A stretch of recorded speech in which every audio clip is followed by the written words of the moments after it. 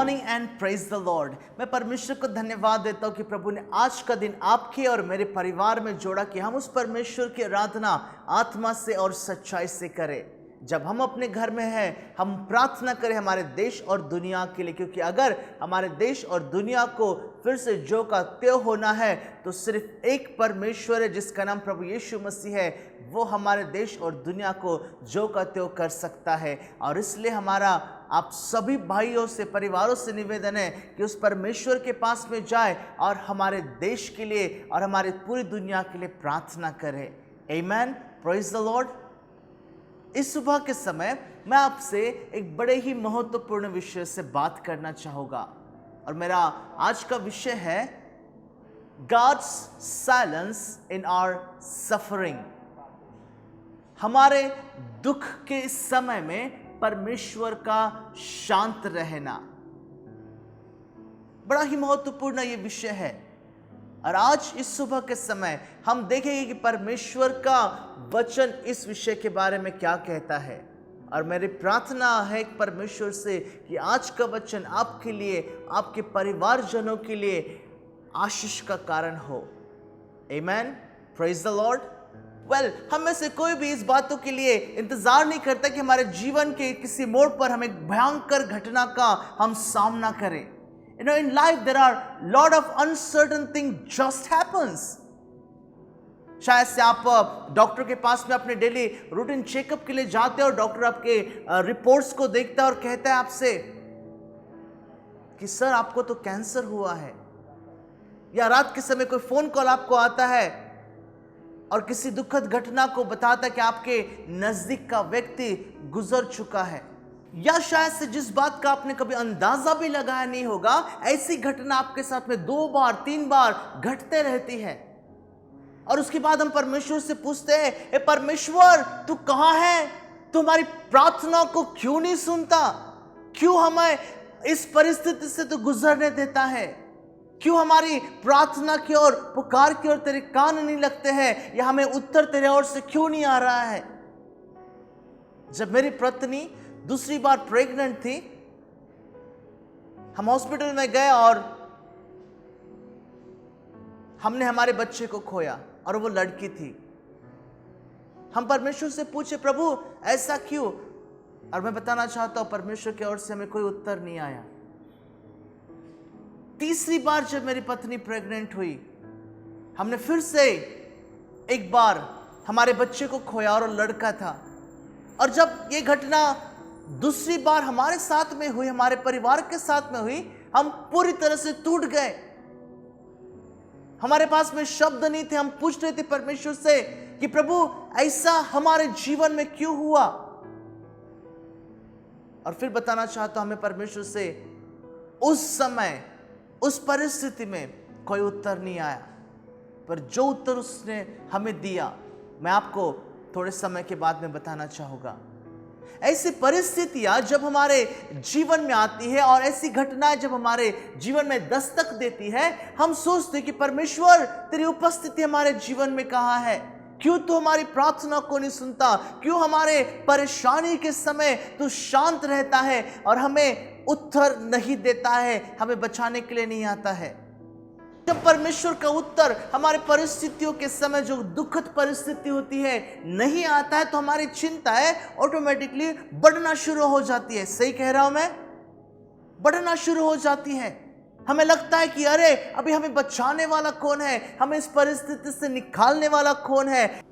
हमने तो परमेश्वर के ऊपर हमारा पूरा भरोसा रखा हुआ था। अब यही परमेश्वर जो है अभी हमारी सुन नहीं रहा है, उसका उत्तर नहीं आ रहा है। और ऐसे परिस्थिति में शायद से हमारा विश्वास उस परमेश्वर की ओर कम कम होने लगता है। और आओ इस सुबह के समय हम परमेश्वर के वचनों से देखेंगे कि परमेश्वर का वचन आपके साथ में और मेरे साथ में किस रीति से बात करता है।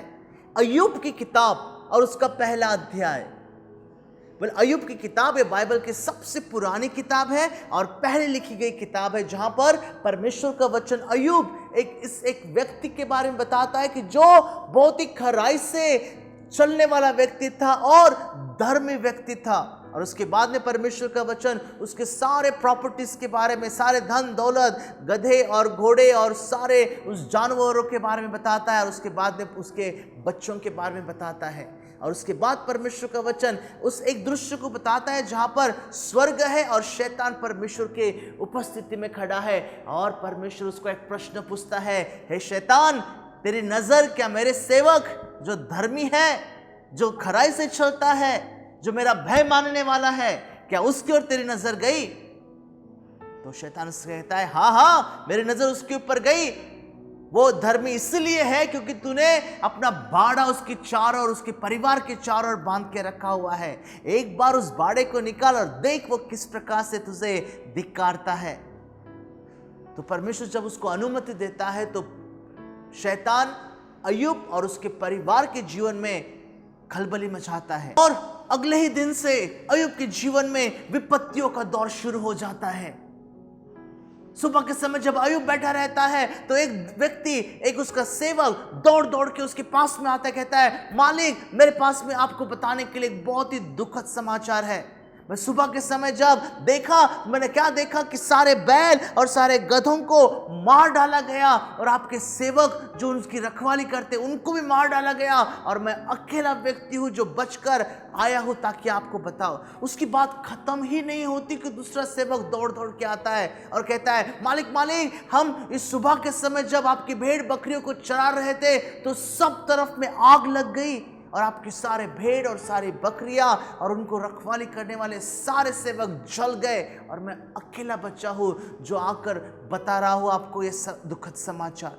और उसकी बात खत्म ही नहीं होती तो परमेश्वर का वचन में ऐसा लिखा है, तीसरा व्यक्ति दौड़कर आता और कहता है, मालिक मालिक, आपके सारे ऊंटों की चोरी कर दी गई है, सब ऊंटों को शत्रु ने चुरा कर लेकर गया, सारे सेवकों को मार डाला है, और मैं अकेला बच्चा हूं, इन सारी घटनाओं को आपको बताने के लिए आया हूं।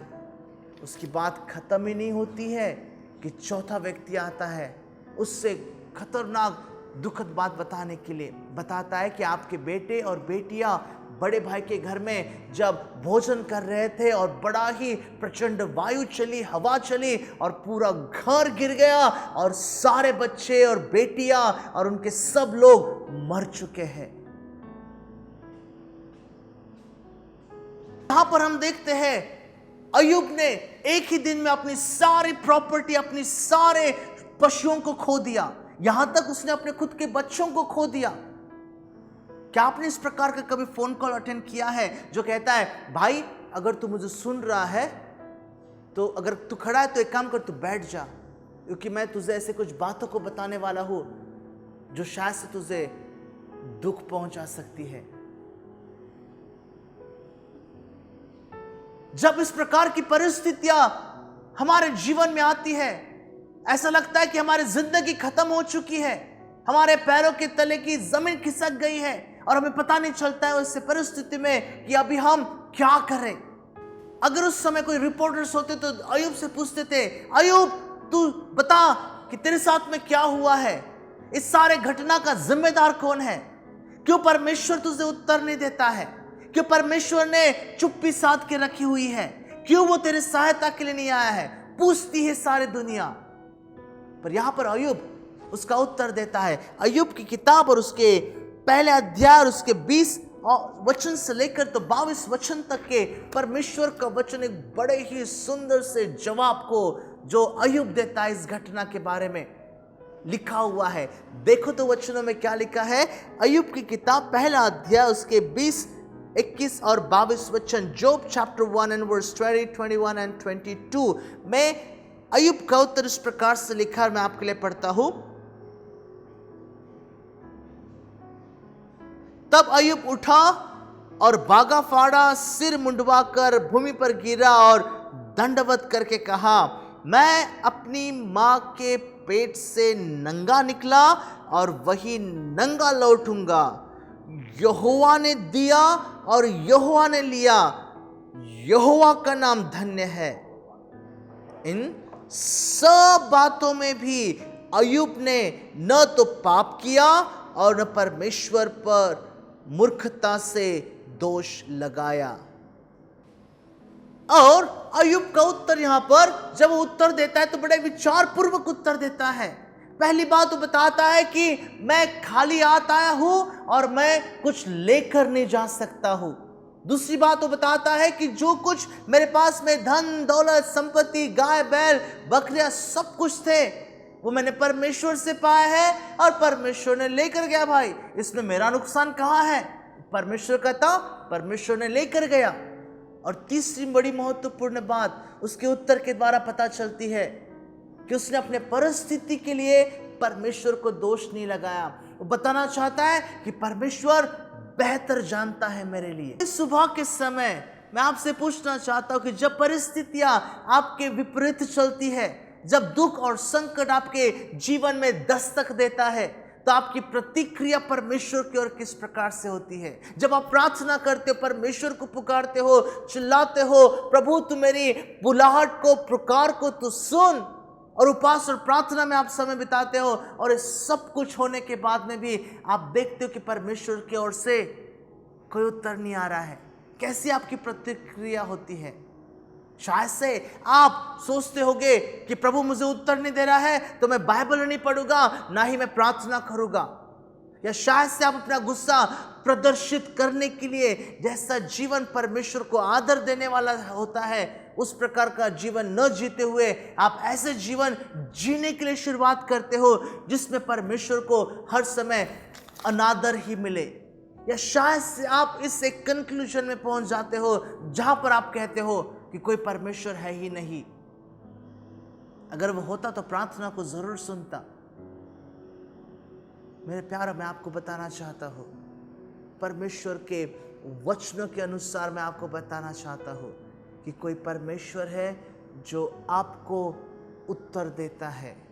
उसकी शांतता का अर्थ ये नहीं कि उसने उत्तर देना बंद किया है, उस शांतता में भी वो आपको उत्तर देने वाला परमेश्वर है। आमेन, प्रेज द लॉर्ड। मैं चाहूंगा कि आप एक व्हाइट पेपर और पेन लीजिएगा और उन सारे दुखद घटनाओं को जो आप याद कर सकते हो, उन सारे दुखद परिस्थितियों को जिससे आप गुजर चुके हो या इस समय गुजर रहे हो, उस पेपर के ऊपर लिखिएगा। उन सारे अनआंसर्ड प्रेयर, जिस प्रार्थना को परमेश्वर की ओर से आपको उत्तर नहीं मिला है, उन सारे प्रार्थना के बातों को आप लिख लीजिएगा। और उसके बाद में चंद परमेश्वर के वचन और इन दो वाक्यों को आप जरूर लिखिएगा। पहला वाक्य, God's silence does not mean that he is far from you. परमेश्वर का शांत रहना, आपको उत्तर देना, इसका अर्थ ये नहीं है कि वो आपसे बहुत दूर है।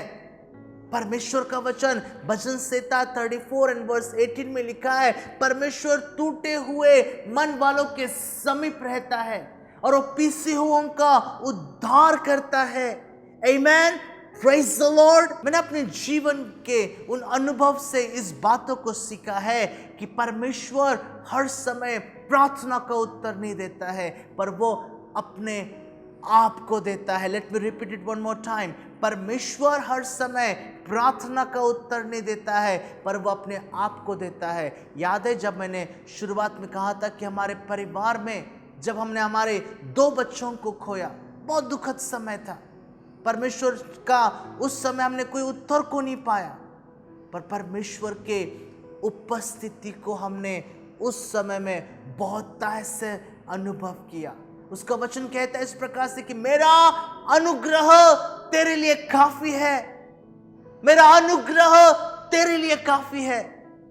परमेश्वर को मैं धन्यवाद देता हूं कि उसका अनुग्रह ही है कि आज मैं और मेरा परिवार उन सारे दुखद बातों को भूलकर हम परमेश्वर की सेवकाई में है और उसके नाम की महिमा और उसकी प्रशंसा करते हैं। आमेन, प्रेज द लॉर्ड। दूसरा बड़ा महत्वपूर्ण वाक्य, God's silence does not mean that he doesn't care for you. परमेश्वर का शांत रहना इस बातों को बताता नहीं कि उसको आपका ख्याल नहीं है। चंद बड़े महत्वपूर्ण वचन जो यशायाह नबी की किताब में हम पाते हैं, मैं आपके साथ में बांटना चाहता हूं। आइज़िया चैप्टर 41 एंड वर्स 13 कहता है इस प्रकार से क्योंकि मैं तेरा परमेश्वर यहोवा तेरा दाहिना हाथ पकड़ कर कहूंगा, मत डर, मैं तेरी सहायता करूंगा। आइज़ाया चैप्टर 41 एंड वर्स 10 बड़ा ही महत्वपूर्ण वचन है।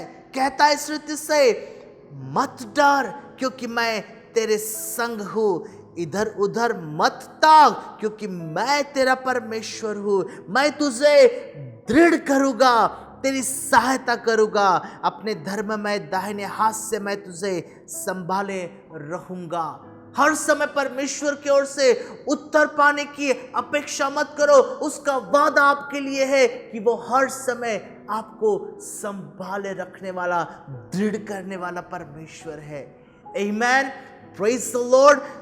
एक वचन और, आइज़ाया चैप्टर 43 एंड वर्स 2 में इस प्रकार से लिखा हुआ है, जब तू जल में होकर जाए मैं तेरे संग संग रहूंगा, और जब तू नदियों में होकर चले तब वे तुझे न डुबा सकेगी, जब तू आग में चले तब तुझे आंच न लगेगी, और उसकी लौ तुझे न जला सकेगी। परिस्थितियां कैसे भी क्यों ना हो, और परिस्थिति के समय जब आप परमेश्वर के उत्तर को नहीं पाते हो, तो इसका अर्थ ये नहीं है कि परमेश्वर को आपका ख्याल नहीं है। परिस्थितियां कैसे भी क्यों ना हो, अगर आपको परमेश्वर का उत्तर नहीं आता है, तो इसका अर्थ ये नहीं है कि परमेश्वर आपसे बहुत दूर गया हुआ है, या उसको आपका ख्याल नहीं है, या उसके पास में कोई उत्तर नहीं है, या वो आपको बनाकर आपको ऐसे छोड़कर अनाथ के जैसा छोड़ा है। परमेश्वर को आपका ख्याल है, वो आपके नजदीकता में है, वो आपके नजदीक रहने वाला परमेश्वर है। आमेन, प्रेज द लॉर्ड।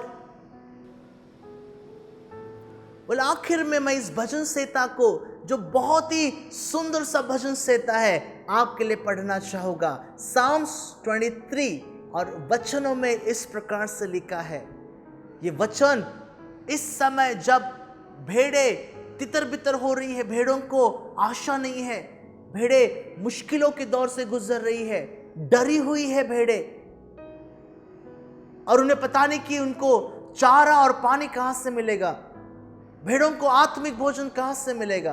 परमेश्वर का वचन इस प्रकार से लिखा है, and it reads in this way. Psalms 23 लिखा इस प्रकार से, यहोवा मेरा चरवाहा है, मुझे कुछ घटी न होगी, वह मुझे हरी हरी चराइयों में बिठाता है, वह मुझे सुखदाई जल के झरने के पास ले चलता है, वह मेरे जी में जी ले आता है, धर्म के मार्ग में वह अपने नाम के निमित्त मेरी अगुवाई करता है।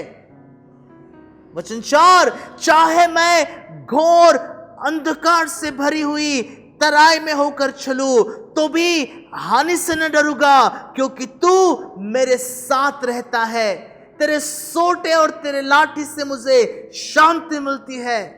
तू मेरे सताने वालों के सामने मेरे लिए मेज बिछाता है, तूने मेरे सिर पर तेल मला है, मेरा कटोरा उमड़ रहा है। निश्चय भलाई और करुणा जीवन भर मेरे साथ साथ बनी रहेगी, और मैं यहोवा के धाम में सर्वदा वास करूंगा। ये परमेश्वर का आपके लिए और मेरे लिए वादा है। जब परमेश्वर शांत रहता है, जब उसके ओर से आपको उत्तर नहीं आता है, जब हमारे कठिन और दुखद समय में जब उसके ओर से कोई उत्तर आपको नहीं मिलता है, ऐसा विचार ना करो कि परमेश्वर आपको भूल गया है, परमेश्वर आपके दूर चले गया है, उसको आपका ख्याल नहीं है। नहीं, इस प्रकार से उससे आपका ख्याल है। आमेन, प्रेज द लॉर्ड। आओ हम प्रार्थना करें हमारे देश के लिए, हमारी दुनिया के लिए, और परमेश्वर से कहे, प्रभु तेरी उपस्थिति, तेरा प्रेम, तेरी महिमा से हमारे इस पूरे पृथ्वी को तू भर दे, तेरी चंगाई हमारे पृथ्वी के ऊपर उतर आए, और परमेश्वर से हमारे देश के लिए और पूरी दुनिया के लिए हम आशीषों को मांगेंगे। आइए हम प्रार्थना करें। पिता परमेश्वर, हम आपको धन्यवाद देते हैं, धन्यवाद देते हैं क्योंकि आप प्रार्थना के सुनने वाले परमेश्वर। प्रभु धन्यवाद देते हैं जब हम हमारे दुखद परिस्थितियों में, जब हमारा देश इस प्रकार के दुखद परिस्थिति से गुजर रहा है, इस बड़ी महामारी से गुजर रहा है, जहां पर हमारे इतने प्रार्थना के बाद में भी हम शायद से किसी उत्तर को पा रहे हैं। प्रभु आपका वचन हमें मदद करता है समझने के लिए। इसका अर्थ यह नहीं है कि परमेश्वर उत्तर नहीं दे रहा है, पर इसका अर्थ यह है कि परमेश्वर हमारे और ज्यादा समीप रहकर हमारी वो अगुवाई करता है। धन्यवाद देते हैं आपके वादों के लिए और सारी बातों में आपको आदर देते हुए यीशु के नाम से हम प्रार्थना मांगते हैं। आमेन एंड आमेन। प्रभु आपको आशीष करे। आप अपने घर में रहिए, सुरक्षित रहिए। आप अपने देश के लिए और दुनिया के सारे उन राष्ट्रों के लिए प्रार्थना जरूर कर सकते हो। God bless you all. Thank you for listening to me. प्रभु की शांति आपके साथ में बनी रहे। प्रभु आपको आशीष करे। Thank you.